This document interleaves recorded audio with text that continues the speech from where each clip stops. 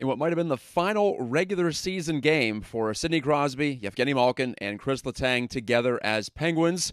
The Penguins do get the win, and in one sense, it was mission accomplished, not just because of a 5-3 victory against Columbus to wrap up the 82-game marathon, but also because there were no serious fresh injuries, although Brian Dumoulin did leave with a cut to his face, it appeared late in the third period. But either way, the Penguins get the win, and as such, by getting at least 1 point in the standings, they lock up third place in the Metro, and they'll be the road team to start the Stanley Cup playoffs against the New York Rangers next week. This is Pittsburgh Postgame on Pittsburgh Sports Live. I'm your host, Matt Gajtka, back for one final time before we get the playoff sprint off the blocks.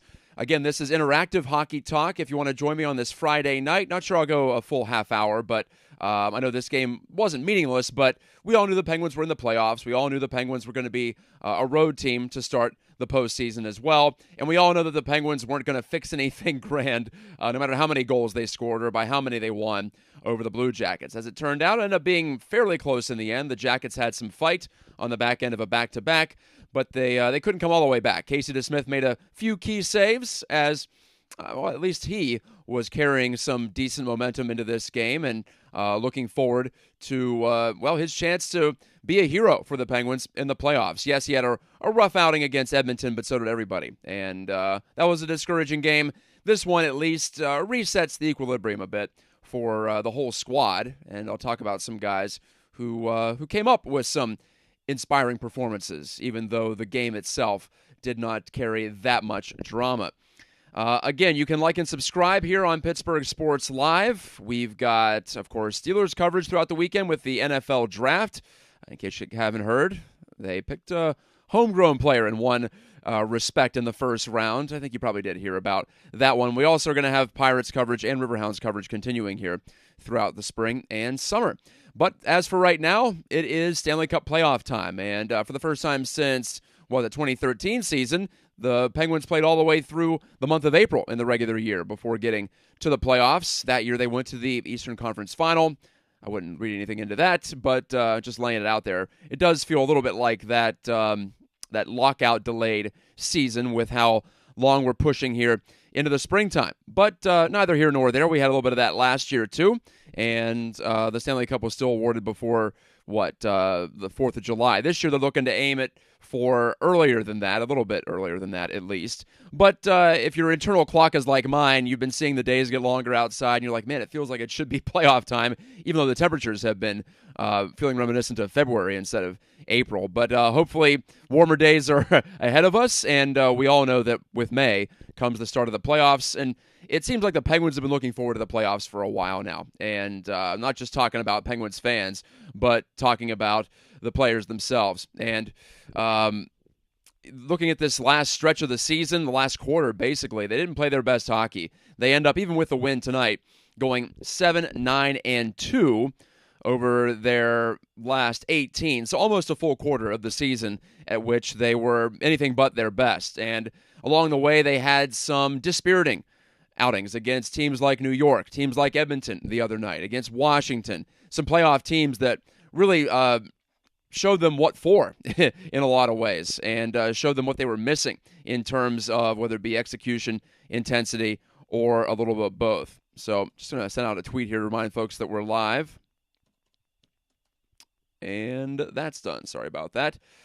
All right, so what do you take away from not just this game? This game didn't have a lot to bring to the table, although it was spirited and fun in the end, and a little bit more high-scoring than the usual game. But how about the whole season? And the team started in a slump. They were riding high at midseason. In fact, even toward the trade deadline, they still had it going. But since then, it has been a pretty steady decline, and they finish up not even close to the top spot in the Metro, and they were challenging for the division for the longest time. Not that it matters terribly. They still made the playoffs for the 16th consecutive season. I mentioned at the top, Crosby, Malkin, Letang, all together on the ice tonight, and it seemed like Malkin and Letang especially had a little extra. Sid's been at a pretty high level all season long, so and in fact, he ends up tying with Jake Gensel with 84 points to lead the squad, and it remains that no one besides Crosby and Malkin has led the team in points since 2003-04 when Dick Tarnstrom pulled it off. So there's some trivia for you. Gensel could have actually pulled off the the victory of sorts in the team scoring race, but Brock McGinn missed the empty net with about 30 seconds left tonight. So McGinn's lack of finish ends up costing Gensel what would have been a nice feather in his cap, a final assist to sneak past his mentor Sid and his line mate Sid. Other things of note tonight, Chris Letang sets a new career high in points. We've had a lot of folks in the NHL set career highs in points this year and goals and things like that. All the offensive players have had good seasons, it seems like, and that's been fun to watch. And for Letang, 68 points on the year, 10 goals. He scored a beauty on a backdoor pass from Brock McGinn. I'll give him credit there, even though I was just poking fun at him for missing the empty net. His setup to Letang in the second period was sublime, and it halted the Jackets' momentum and made it 4-1. I'm not saying the outcome was decided by that point, but at that point, you could have easily gone ahead and taken at least 1 point to the bank there for the Pens, and that's all they needed to set up that series against New York, but more on that a little bit later. Yevgeny Malkin, I mentioned he had some hop, and whatever he did over the last 2 days, I think he should try to repeat that before the start of the playoffs. He looked about 5 to 10 years younger, and skating was superb. His finishing, also good in the first period, beating J.F. Berube on a rebound. That was his 20th goal of the season, 13th time he's reached that milestone, and that's just one behind Crosby for the most all-time in the history of the Penguins franchise. And if there's one thing going for the Penguins and their older superstars, it's that adrenaline kicks in now, doesn't it? And that goes for guys like Jeff Carter, too, who hasn't looked like, his first 60 games of the season in the last 20. He has fallen off the pace in a lot of ways. But hey, there's nothing left to save it for, right? So perhaps that could play as a positive here, as we do look for some positives going into the playoffs. I talked enough negatives, I think, last time around. So it was good to see on Fan Appreciation Night the fans get a chance to cheer some goals, to cheer a victory, and to see their team go into the playoffs for the 16th consecutive year with a win this time. And not that it means anything, but you'd rather win than lose, right? And to that end, along those lines, I'd also like to say I was happy to see, even all the way to the end of the game, the number one power play unit out there for the Penguins. They need to continue to get reps there in game situations. And even though Jake Gensel almost got hurt, I said mission accomplished, no new injuries. Gensel was checked into the crossbar by Oliver Bjorkstrand. Well, Bjorkstrand hit him from behind, and then Gensel tried to avoid the goaltender, Elvis Merzlikins, at that point, and ended up crashing into the bar.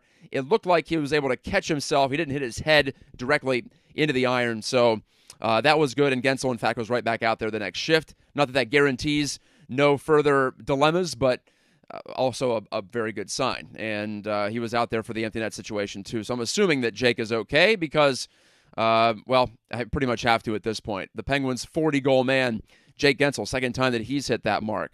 And Casey DeSmith, too. If you're talking positives, yeah, he let up 3 tonight, but the Penguins got sloppy, as they have often over the past 3-4 weeks. And DeSmith, who entered this game with a save percentage over .920 since he was named the starter with Tristan Jarry out due to that foot injury, speculated to be a broken bone somewhere in that foot. So DeSmith continued a strong second half of the season. I know he wasn't playing very much, but since January began, he actually has a better save percentage, significantly better, several points better than Tristan Jarry. So it's not like that DeSmith has crapped the bed. He has not soiled the linens here, as he has now been given the reins, at least for a few games, because we did hear some hints today that Jarry is expected back at some point in the playoffs. So it could mean first round, could mean second round if the Pens are fortunate enough and are good enough to get that far. But it doesn't seem like it's going to be necessarily a month-long absence for Tristan Jarry, but I could be wrong, right? And of course, you never quite know once the rehab process gets to a head here and you start to get on the ice and you really test that thing. Dan B. on our YouTube live chat says, little sloppy at the end with the penalties and goals, but nice they got a win to end this wild season. Not happy to face Shesterkin. Yeah, that's the worst part about facing the Rangers, but hoping they have some more Pens playoff magic this year. Really, guys, I know that I was talking about maybe they would rather face the Panthers than the Rangers, but the Panthers are flat a better team than the Rangers, period. End of quotation. They are one of the top scoring teams in the Stanley Cup, the salary cap era, and they go into the Stanley Cup playoffs as the highest scoring team in the regular season since the 1995-96 Penguins, who ended up facing those Panthers, those expansion Panthers, or second-year Panthers, and the Panthers hooked and held and rodeoed their way to the Stanley Cup final, where they got smoked by the Avalanche, depriving all of us of what would have been an awesome final between the Pens and the Avs that year. And so 25 years later, I was thinking maybe the Penguins get a chance at redemption, but it looks like it'll have to be in the Eastern Conference final if they do face those Cats, who scored, more than 4 goals per game this year, I believe. And tonight, threw out a half-ass lineup, if I may say so, at Montreal and got beat 10-2. So a little reversal of the usual setup there, because the Panthers have done that to a lot of teams this year. But overall, I agree with Dan. It's going to be scary to face Igor Shesterkin. He had a .935 save percentage this year. That's, I think, the 7th or the 8th best all time in an 82-game regular season, and this was a year when offense was up by about 1/10 of a goal per game per team. So not an easy year for goalies, especially. Save percentage was down across the league. It wasn't necessarily there were more shots that were taken. It was just more goals were going in on those, I don't want to say same shots, because expected goals were up too this year. So it was a more offensive game, and it wasn't easier on goalies that way, but overall goaltenders struggled. And so Igor Shesterkin certainly rose to the top of that heap, and you could argue he was the NHL's MVP, even though I don't like to give the MVP trophy to goalies. I feel like it's like baseball. Pitchers get the Cy Young in baseball, goalies get the Vezina, and then let the skaters duel it out for MVP. By the way, my pick would be Austin Matthews, just because scoring goals is the most valuable skill in hockey, and he was darn good through all 200 feet of the rink. If you look at his advanced metrics, Matthews was a borderline elite defensive center while also scoring 60 goals.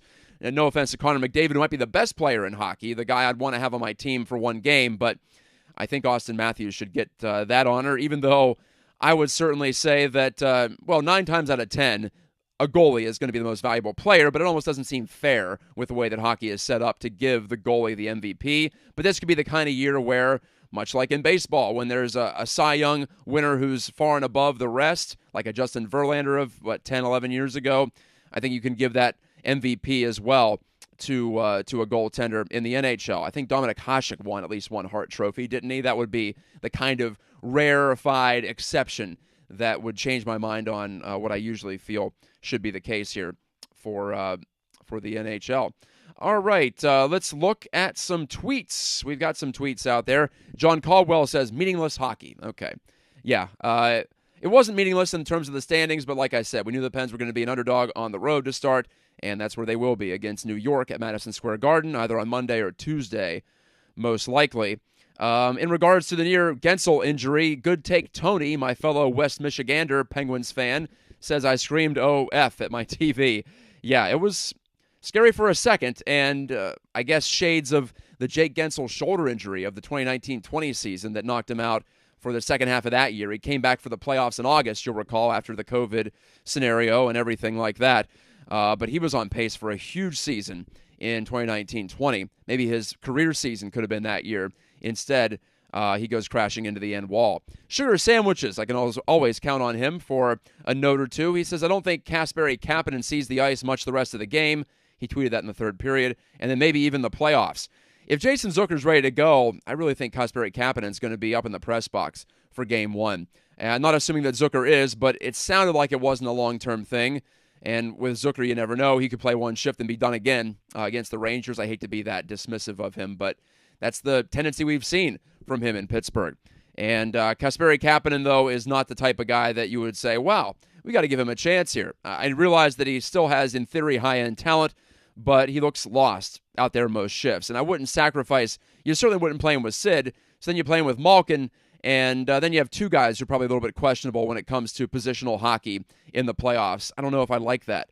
No offense to Malkin either, but he doesn't always have the greatest defensive conscience. Then again, in the playoffs, he has shown that he can raise his game in that way, too. Matt Popchak, my good buddy, he's got some things to say. A couple of tweets. He says, the power play is still a mess. They still play like they're 3 feet tall in front of the net. Do I think they can beat New York? Sure.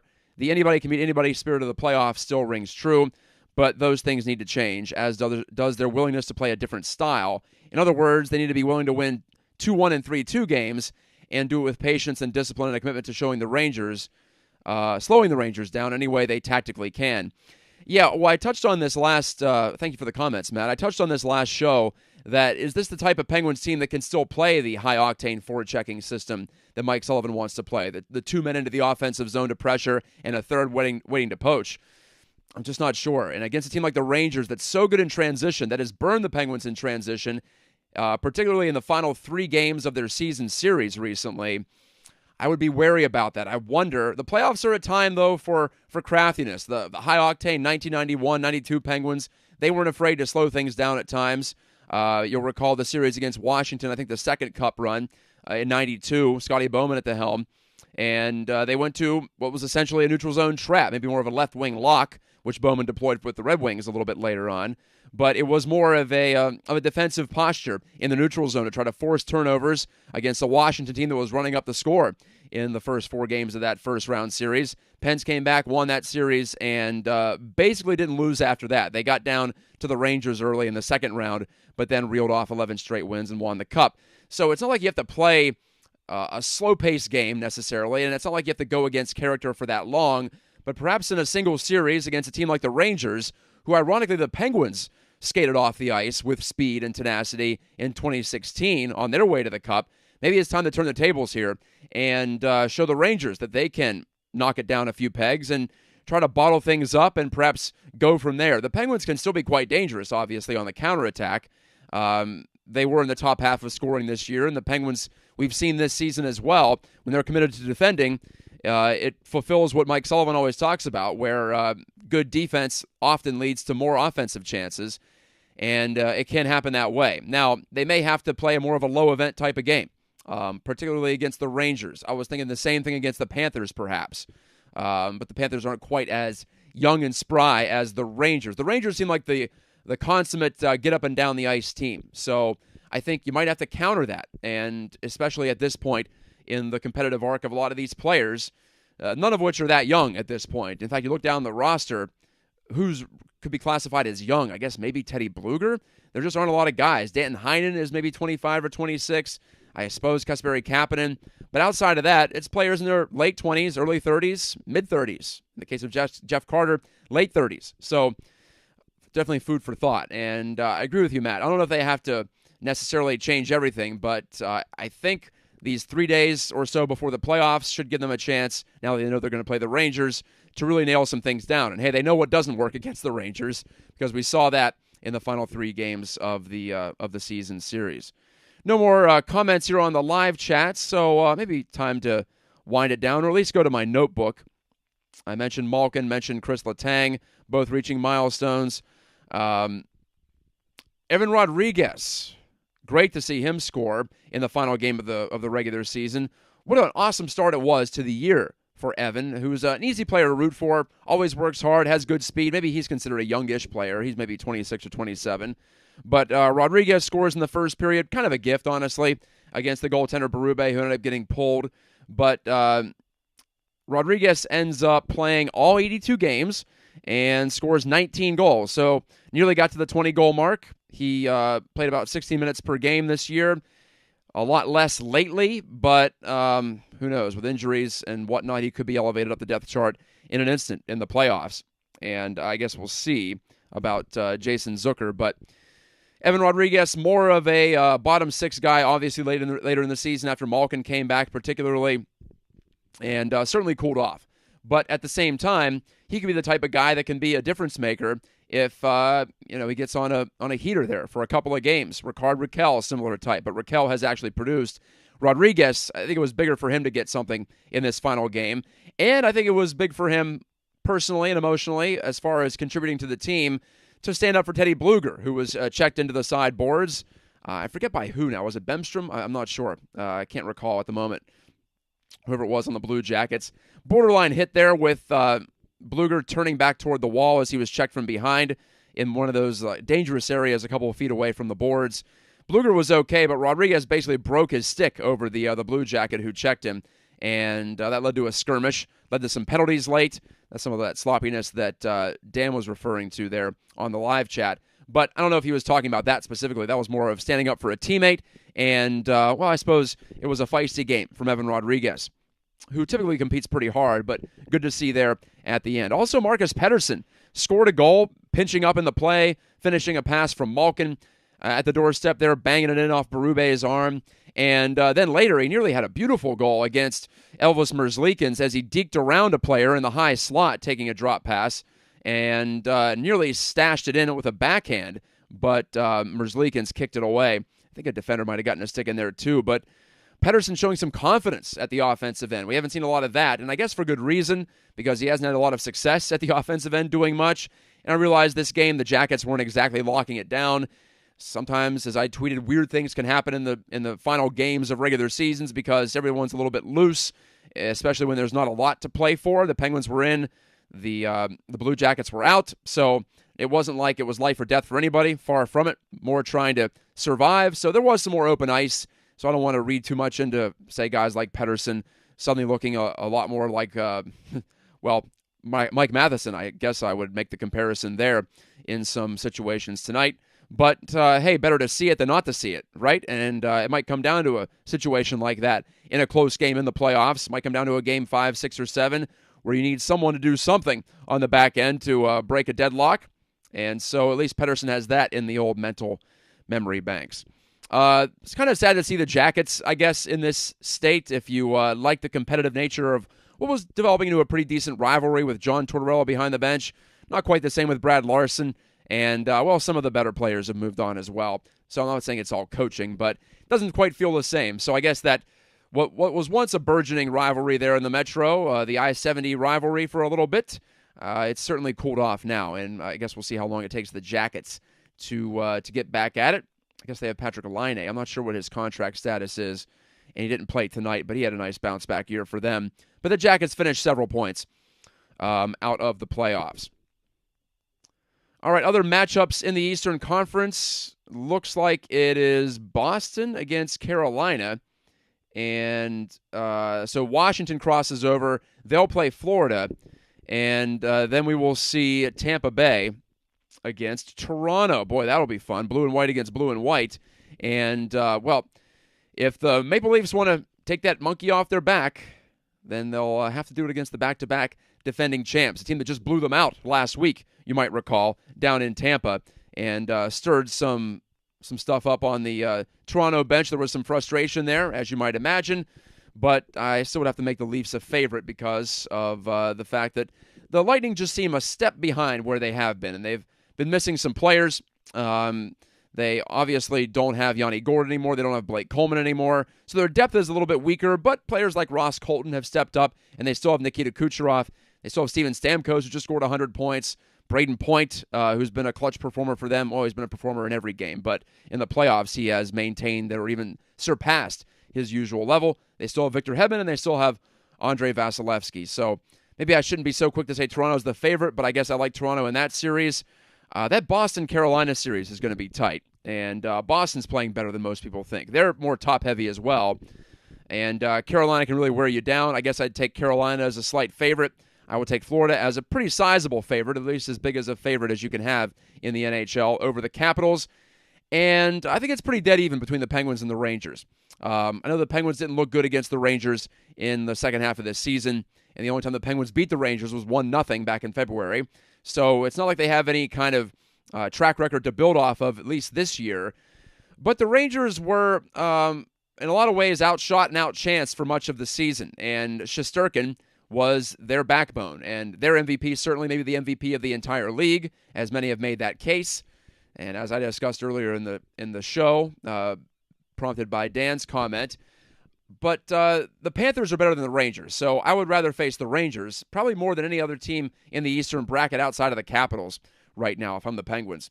So I'm not saying the Pens should be favored, but I'm not saying they should be the underdogs either. I think it's very even. I'll be curious to see the early lines there on in terms of betting. Not that I do bet, but always instructive to check out what Vegas is thinking, because they try to reflect, obviously, how the betting public is going to lay some money down. So good to have the clarity there on the Eastern Conference. Western Conference still playing things out. I think there's still some matchups up in the air there going into the final day or so of the regular season.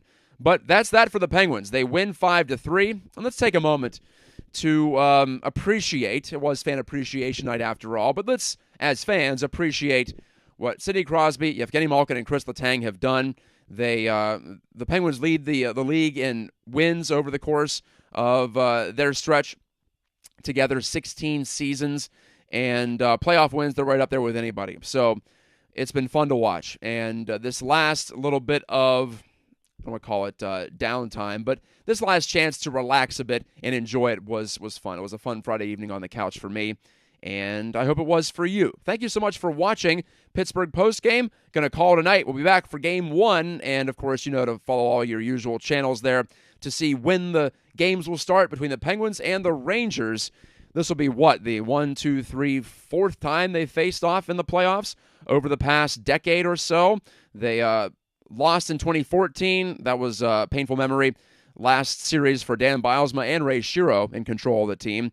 They were up 3-1 in that series, and then the Rangers came pushing back and ended up going to the final, where they lost to the Kings. The following year, the Rangers were the 1 seed, the Penguins were the 8 seed, and the Pens got, I don't want to say spanked, but they were close games for the most part, but the Rangers were clearly the better team, and the Pens were just trying to keep it close in that series. The only postseason series that Mike Johnston ever coached as the Penguins bench boss, thank goodness. Then the next year after that, they played again in the first round. The Penguins wiped out the Rangers in 5.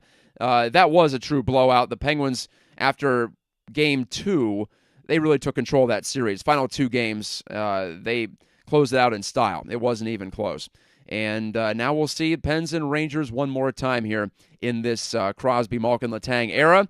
They'll be trying to level their record all time, or probably no, it'll be the 5th time they've played, going back to 2008. The Penguins beat the Rangers in the second round on their first trip to the Cup final, but that feels like 10,000 years ago at this point. I'm not even sure what I'd do with that one. But I guess if you're talking about the core 3, they are 2-2 in playoff series against the Rangers. So my mistake there. They'll be trying to poke their heads above 500 in that sense, but not really thinking about that, obviously. Just a little historical perspective for you. As we get ready for the playoffs, it's been, our first 82-game season in 3 years, so we've gotten through it. The Penguins stumble to the finish line, but they get to the finish line, and they go out on a high note, at least in the regular season. And like I said, I think it's going to be an extremely even series against the Rangers, just based on what we saw in the regular season, and the fact that the Rangers, although they finished ahead of the Penguins, they don't quite have the experience of the Pens. There could be some nervous moments for them. Even starting on home ice might not be the best thing in the world for them. I guess we'll see if they can handle those expectations of being an actual favorite in the series for the first time back in the playoffs for this franchise in a few years. So the rebuild for New York has been largely successful. New coach, Gerard Gallant, and, they've done a fine job, and it all starts in goal. So DeSmith versus Shesterkin will be the goaltending matchup, and I think we all know who we'd bet on in that case. So the Penguins have to outplay the Rangers, you would imagine, in order to get things done in this series, or suddenly get into a nice run of finishing, which we haven't seen from them all year. So I suppose it's possible, if not probable. In all likelihood, it's going to be a grinded-out type of series, but I guess we'll see. That's why they play the games. All right, thank you for watching on Pittsburgh Sports Live. Remember to like and subscribe. You know when we're going live with shows. Like I said, all sorts of NFL draft content throughout the weekend with the Steelers continually on the clock. Pirates postgame shows will be returning at some point, not sure when, and then Riverhounds coverage continues too, right here on the channel. And my name is Matt Gajtka. You can find me right there as my Twitter handle, also on Facebook at Matt Gajtka Media, MattGajtka. And it's been my pleasure to talk with you after Penguins games in the final part of this regular season. And now ready to get into that playoff flow, isn't it? Best time of the year for hockey fans, at least if you have a team still in the mix. Let's get a party going. Now it's time to party, and we'll party hard. Talk to you next time.